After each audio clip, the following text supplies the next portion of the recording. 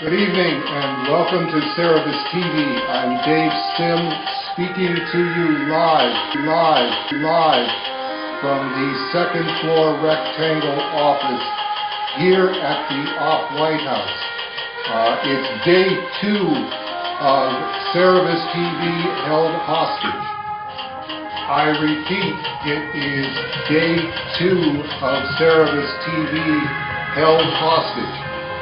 We go now live to deep inside my imagination to a live report from Follically Challenged Neil Gaiman. Follically Challenged Neil, are you there?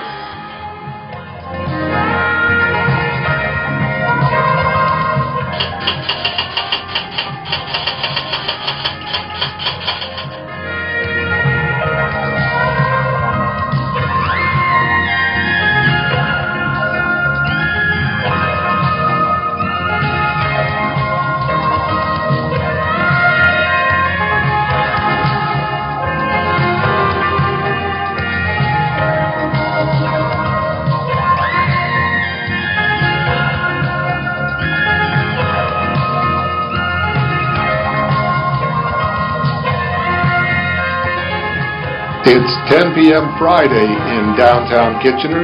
That means it's time for Cerebus TV.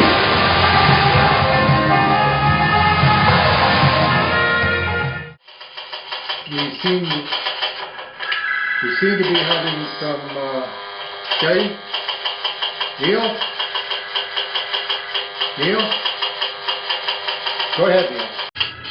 As you can see from my surroundings, it's not looking good here in your imagination, Dave.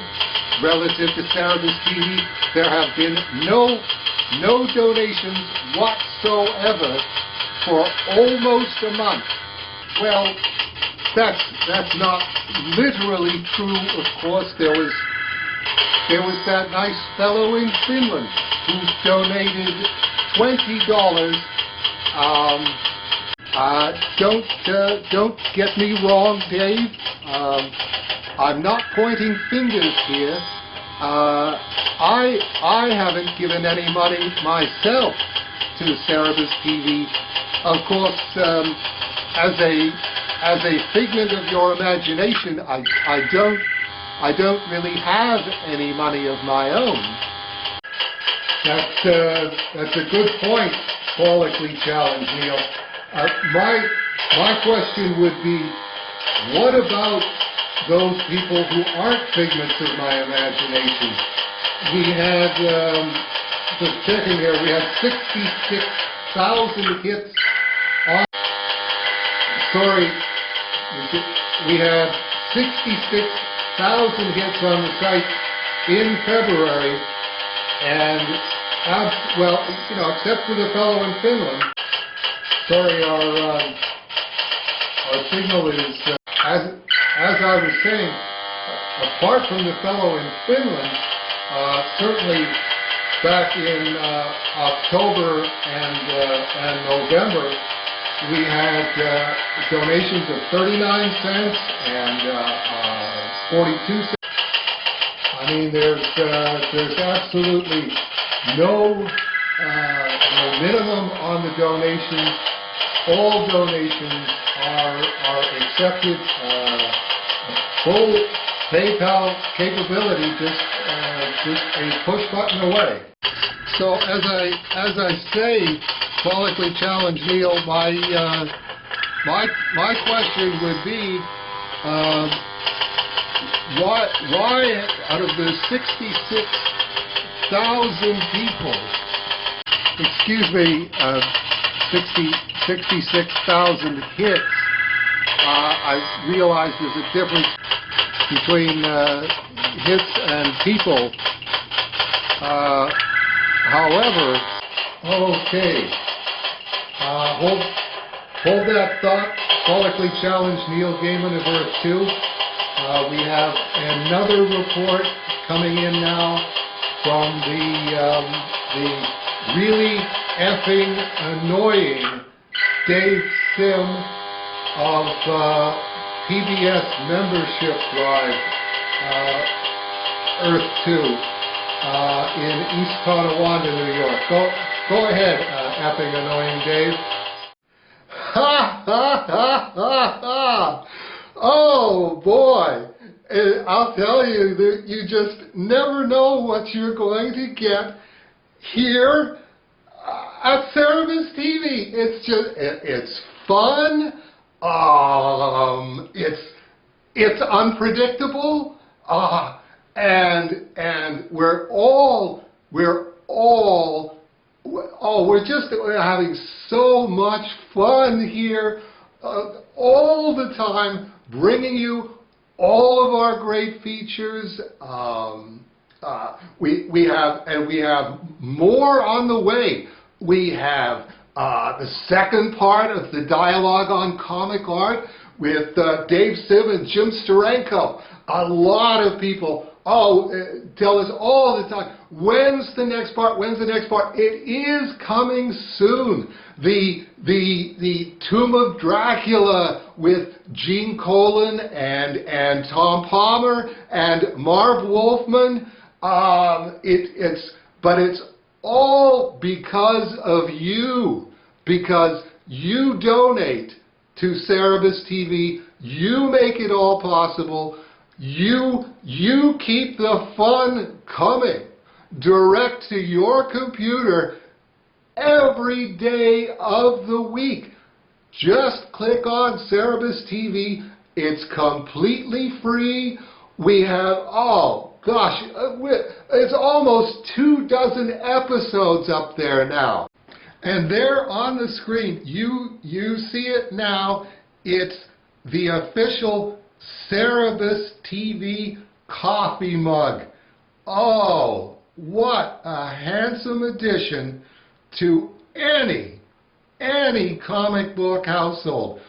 For a donation just today of $20, just $20 to Cerebus TV, and we'll send you a Cerebus TV coffee mug.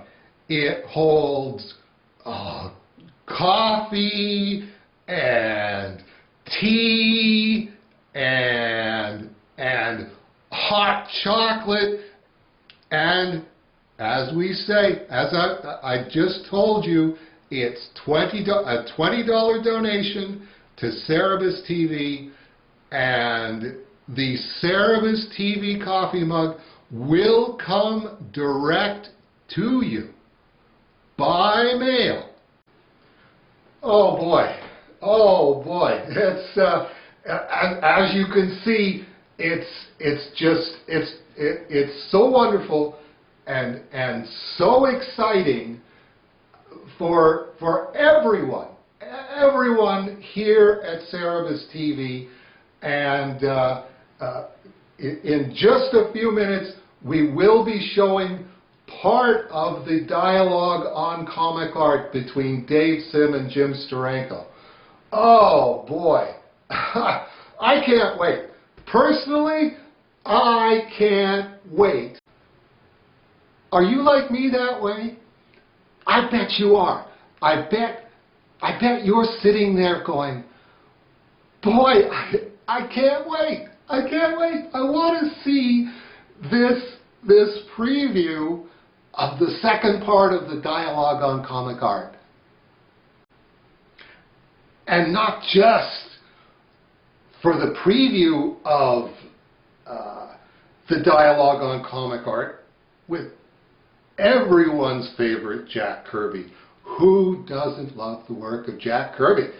That's what I would ask you. So who doesn't love Jack Kirby? Who doesn't want to see Jack Kirby's artwork and listen to Jim Steranko and Dave Sim talk about Jack Kirby? But it's not just that. It's not just that. It's minimalist and primitivist. You already saw Joe Chiappetta. We have Brian John Mitchell, who a brilliant mini comics cartoonist. Tiny little mini comics that he does, and they're just amazing. And Dave Sim did one with him. Yes, he did. And we'll be showing that. What else? Oh, art auctions coming up. The cover of the original art, the painting for the cover of Ultimate Cerebus Guide to Self-Publishing. And here it is now on your screen. Coming your way, June of this year. You look at that cover on your screen and you go, I could just look at that practically forever. And to be able to bring that to you, on your computer screen so that you can see it, so that you can decide if you want to be part of the auction and bid on it. Okay, here we go. Here's the preview of the Dialogue on Comic Art, Part 2. One of the interesting things about this period, and by the way, I think before the romance books hit, I believe that Simon and Kirby's book My Date, very unusual title for a comic book. My Date appeared first, and that was more in the lightweight sort of, Archie tradition. Oh, okay. That was Simon and Kirby's take on the Archie books, and I think that may have been a springboard to these romance books. Now, simultaneously, Simon and Kirby also produced crime books, Justice Traps the Guilty, Headline, and Police Trap, I think, were their 3 crime books. There may have been another title or 2 in there, but those were the primary titles. Wow. Wow, just so fascinating listening to Jim Steranko talking about his major influence and his close personal friend Jack Kirby. And I could just listen to that for hours. We're going to be going back to the Rectangle office right now. Welcome back. Wow, that's really effing annoying. Speaking of really effing annoying. Oh, that's better. I was wondering, Dave, is it too much to ask to have that shut off in your imagination as well?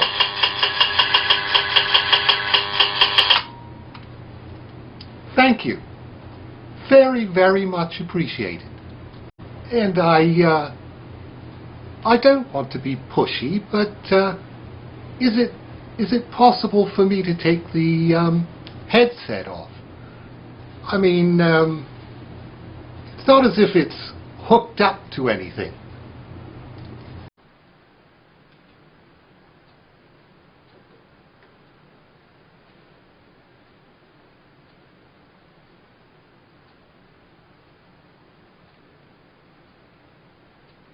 Boy, follically challenged, Neil.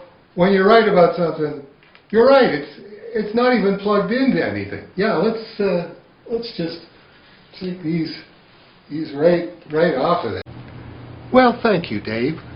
The scratchy, cuppy, pointy thingy has been leaving an unpleasant little boo-boo over my left ear. You know, over here in your imagination, we've been wondering if maybe it isn't possible that you could make a deal with your viewers, that if they contributed to Cerebus TV, that you would promise never, ever to inflict the effing annoying PBS membership drive Dave Sim on them ever again. You mean if everybody watching agreed to donate, say, $1 to Sarah. No offense, Dave, but these are comic book fans that we're talking about. Let's say 50 cents.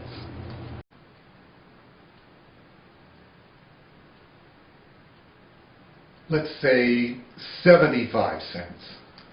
No, let's say 50 cents.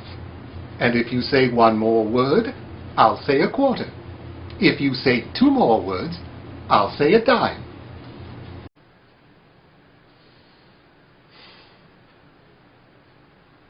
Okay, 50 cents.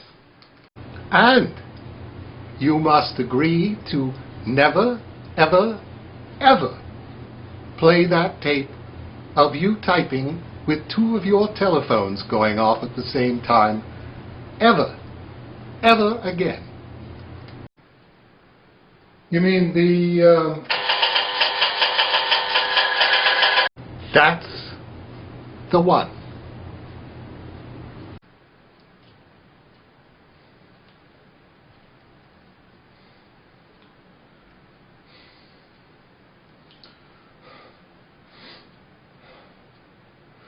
Can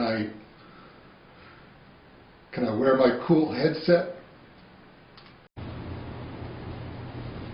Oh, for heavens. Yes, every once in a while. Every once in a great while.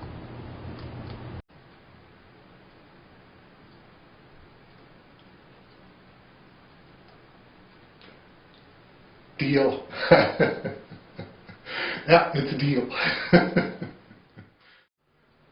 We'll be right back after these commercial messages.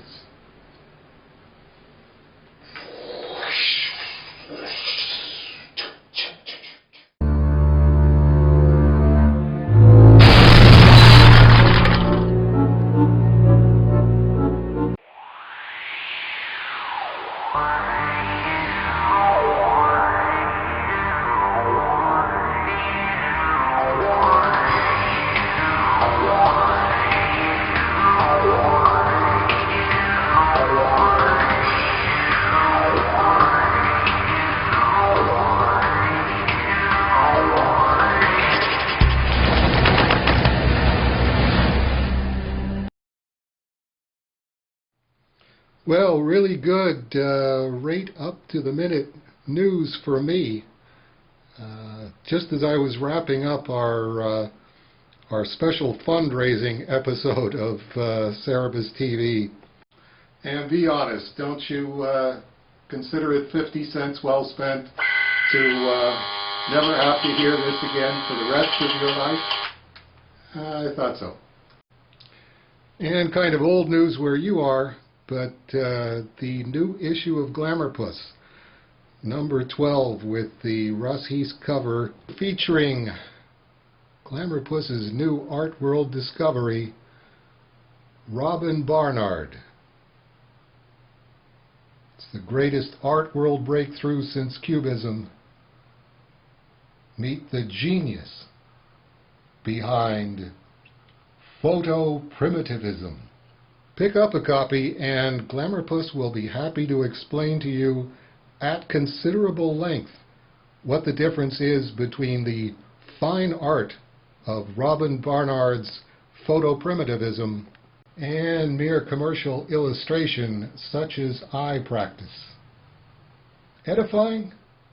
Informative? You betcha!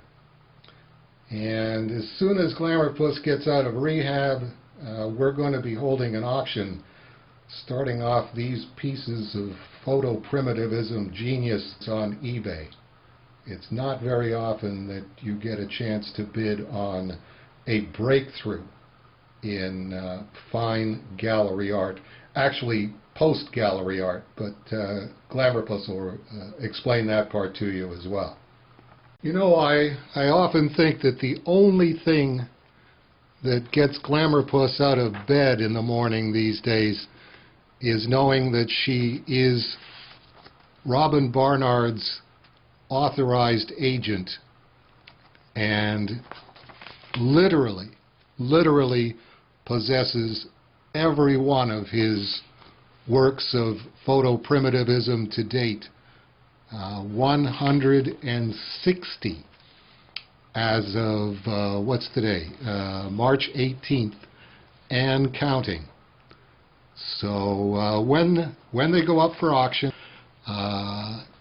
Robin has very graciously offered to donate his 50% of the proceeds to a charity that he'll be designating, and of course Glamourpuss will be keeping her half, since as far as she's concerned, as the agent, she's doing all the hard work.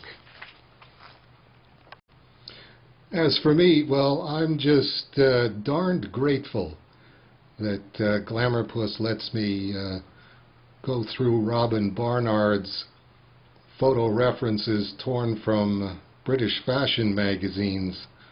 And here's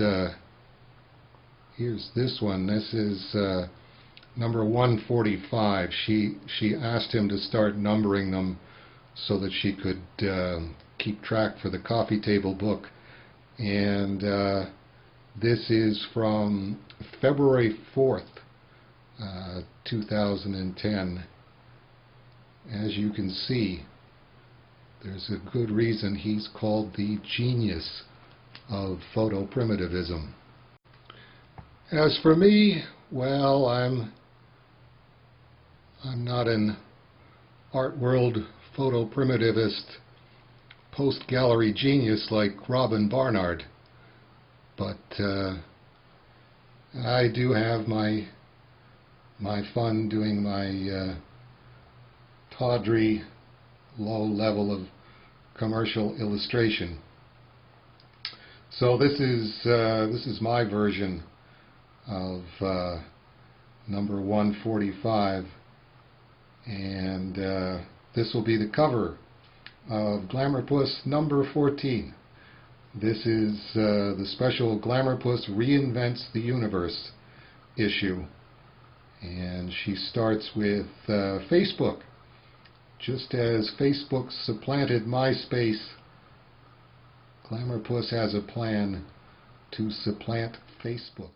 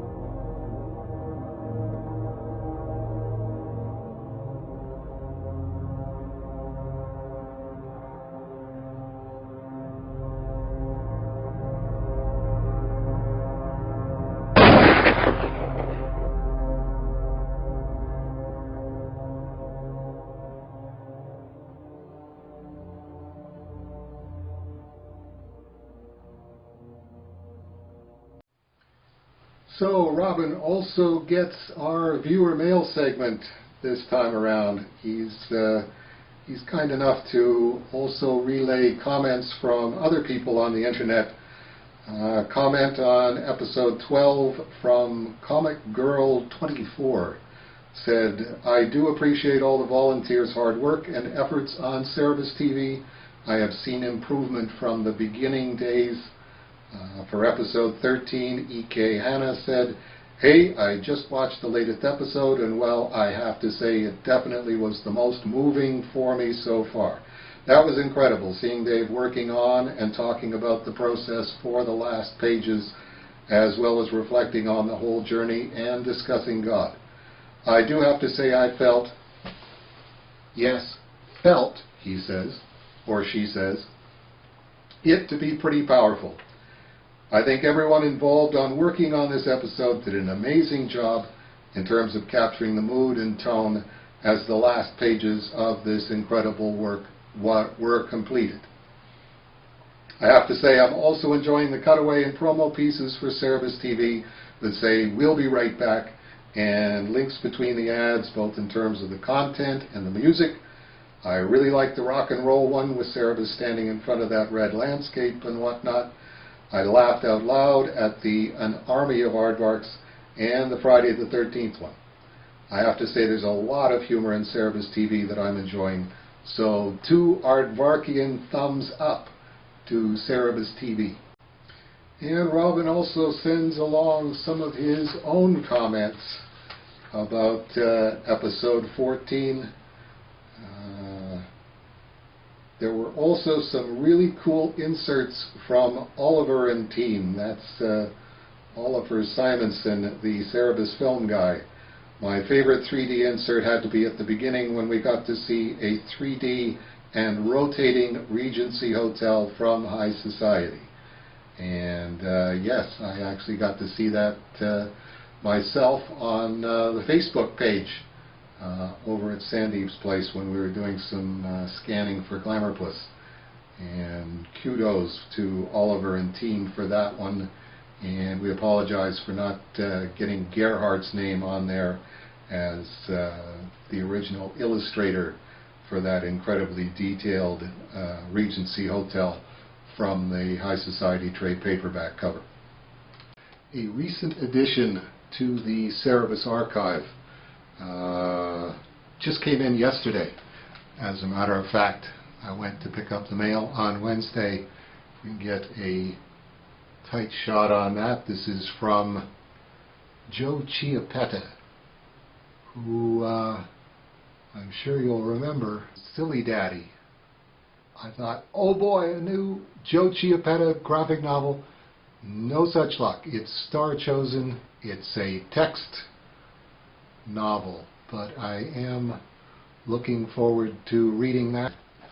It's got a lovely picture of Joseph and his wife Denise right there. And Joe's dedication, written on the inside front cover, says, Dear Dave, one act of kindness from you goes a long way. I appreciate your leadership in the industry as well as your boldness to push the boundaries of who can publish what. I was also astonished of your graceful treatment of Silly Daddy in your TV show. Therefore, a Moonroach-sized thank you is in order and fitting of justice. Please enjoy a pre-production copy of my newest work, Star Chosen, coming out summer of 2010. And thank you for being such an interesting subject.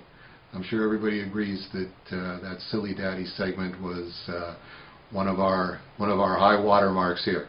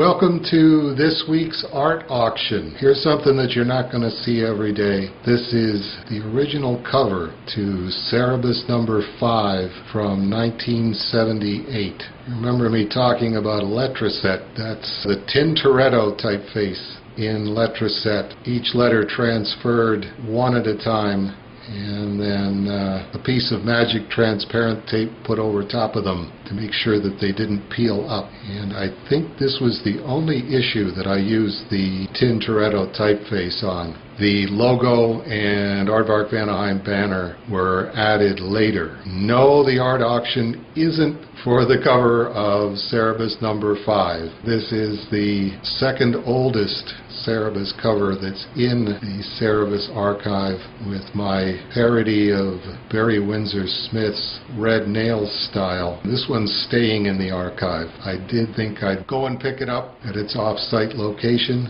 so that you could have a look at it. The reason that I'm showing it to you, not just to torture the Cerebus art buyers, it's because this is the auction item for this week. This is the unpublished Cerebus archive number 5 zombie cover. We only actually got 2 issues of zombie covers out before the move over to Comics Press.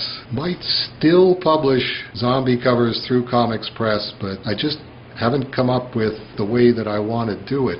So since we've got it scanned and color separated, it's all set to go. I thought, well, what the heck? This is the latest zombie cover that I've done. The number 5 cover. I've got the number 6 cover penciled, but until I figure out how or if I'm going to be selling these, I didn't want to go to the trouble. The zombie covers are pretty darn detailed, all the way down to the scrupulously hand-lettered logo. That's not a paste-up, that's put on there by hand, although the Aardvark Vanaheim Presents logo is a paste-up.